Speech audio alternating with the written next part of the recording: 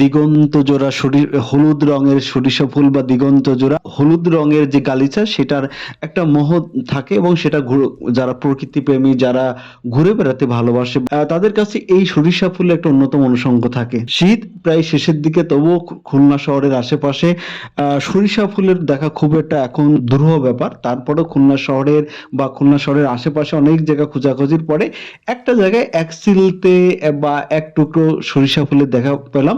সেটা আপনাদের সাথে একটু দেখানোর চেষ্টা করতেছি।